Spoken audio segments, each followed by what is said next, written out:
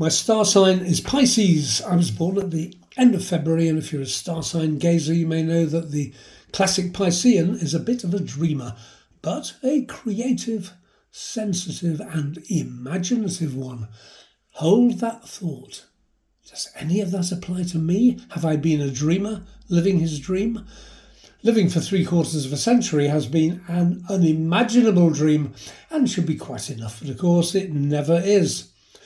So, to begin at the very beginning, I was born to Elsie and George in relative prosperity for 1950. Like the vast majority at that time, neither came from moneyed backgrounds, but my dad pulled himself away from the Yorkshire coalfield by his mid-20s to work in Nottingham and became such a proficient salesman of business machines for the office, a new concept in the late 1930s, that he could afford his first house, a new semi, in a nice village just outside the city of Nottingham in time for his wedding at the age of 28. Quite something in those days, self-made without any formal qualifications, so full marks for that. I like to think I inherited some of that self-starting characteristic. This relative prosperity was maintained throughout the 40s and into the 50s, by which time they were living in Sheffield, and I appeared on the scene to annoy my brother Rodney, who was 5 years my senior. My mother did not work, as was the custom. She stayed at home and introduced me to the world, or at least suburban Sheffield, before another of my father's job moves took us over the Pennines to Wilmslow in Cheshire, which conveniently brings me on to my education.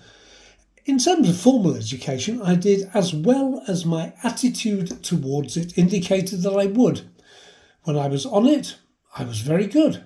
My 11 plus and common entrance exam I took when moving to senior school at 13 showed that if I put my mind to it, I was up there with the best. My very last school report at the age of 18 indicated I had at last made friends with the A-level syllabus and also some of the teachers who may previously have despaired at my efforts. But there was an awful lot of mediocrity in between, mainly due to the fact that I was only interested in about 30% of the syllabus, and sport of course, and it showed. I enjoyed languages and literature, the rest was so much timetable filler.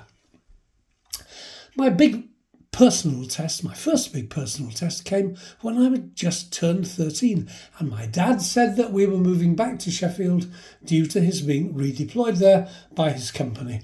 This meant I would leave the school I had been at since I was 5 to spend one term in another school before going on to senior school in Worcestershire. Not a frightening prospect in itself, but I would have to go to this other school in a strange city, knowing no one, and stay in their boarding house for a few weeks while the house move was completed. I had never boarded before, and the 10 or so other young boys with whom I shared the dormitory were exactly the sort of boys you really wouldn't want to share a bedroom with. Maybe their parents had put them in there as punishment. This boarding life resulted after a week and a bit with me phoning my dad at his office to ask him to collect me from school, and I would travel daily with him the 40 miles each way until the house move was completed. Everyone was rather surprised at my stance, but no one said no or reprimanded me for my decision. In my book, it was the right thing to do, and it obviously didn't affect my time at this one-term school, as by the end I was a regular in the very competitive school cricket team. I'd won the French prize and managed great exam results and made a lot of new friends. It was good for me all round and had the benefit of setting me up nicely for the 5 years I was about to spend away at school. I learned a lot in those 5 years. My singing, my guitar playing and my amateur dramatics came along nicely. I learned how to socialise with the opposite sex. I represented the school at cricket and football, second and fourth teams respectively, and academically, the main reason I was there, I scraped 2 A-level passes, which was enough to get me onto a good employment ladder, but not enough for university. I'm not sure how my parents, by then very much not in a good financial position, I'm not sure how they saw their investment in my education, but at the very least it afforded me the opportunity to work towards qualifying as a chartered accountant. Well, I can't say that this option would count as living the dream, but it was the immediate plan anyway. Alas for me, accountancy proved to be a false dawn in my working life. A combination of stultifying boredom during the working day, yes, I did fall asleep on the job, and an expectation to sit in my bedroom and study each evening towards exams instead of going to the pub put paid to that. And so, in the best family tradition, I took a job as a trainee salesman with the National Cash Register Company, and that set me on a path for the rest of my career, which ended up resembling something of a restaurant menu where there were lots of dishes to be sampled and everything looked tasty, and mostly was, in spite of the odd sticky pudding to contend with. Over the next 42 years, I worked for a number of companies, both as an employee and as a company director, but in all cases, to be able to play to my strengths of being personable, trustworthy and organised. It all came naturally enough for me to transact profitable business and grow my company. And importantly, I thoroughly enjoyed what I did, which is a big key to career success. And perhaps not amazingly, the longer I did it, the better I became. I was able to travel the whole of the United Kingdom and Ireland and saw some wonderful places, met some wonderful people, and stayed in nearly all the premier inns on the list. Sometimes I woke in the morning and had to think about exactly where I was, as the decor is the same in all premier inns. I also knew when to move on to sample another option on the menu, and I knew the right time to step away from it all. In my case, when I was 63, no regrets, no looking back, no yearning to do it all again. It was a career which suited me, and I could do it without needing to compromise my own standards and instincts. I could be left alone and was trusted to get on with it. I happily closed that chapter and moved on to life's next instalment. But throughout all these years of going out and earning a crust, and right up to the present day, there has been family. My wonderful family, my very own family. I was fortunate enough to meet Sue when in my very early 20s, and we married within a year. She has been everything and more than I could have hoped for in a life partner. The phrase lucky in love springs easily to mind. Try bringing up 4 children when your husband is away for at least half of every working week. Try working towards an open university degree when the children were all still metaphorically under your feet, and building a long career in higher education. Oh, and then representing your country in athletics in your age group, and winning a silver medal.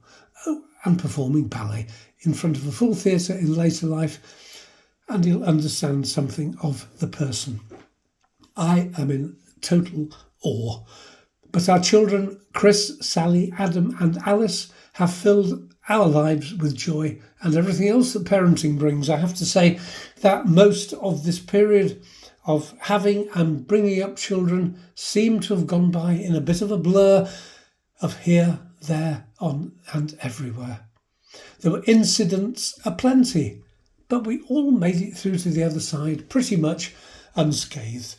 No one can prepare you for this period of your life, and I was as unprepared as anyone. But we did manage to laugh a lot along the way and have the photos to prove that we were there and a part of it. Was this living the dream? Well, very much so. And I know it has been wonderful and memorable, and my life has been immeasurably enriched by it, and by seeing how our 4 children have grown as the very best of people, living their own dreams, and they have provided me with another level of joy. The grandchildren, 7 and counting, Emma, Sophia, Bella and Oliver, Will and Molly and Frankie, with all of whom I have been able to enjoy totally new and different types of relationships.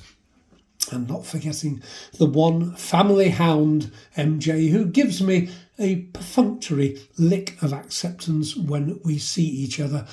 I, of course, return this in kind. And so on to my later years.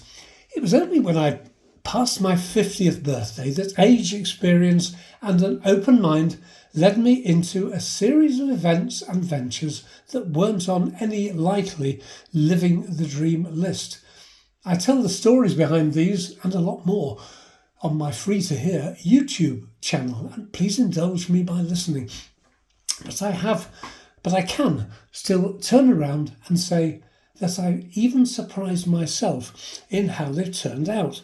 Firstly, I wrote the music and lyrics and arranged all of the 10 songs on my very own album.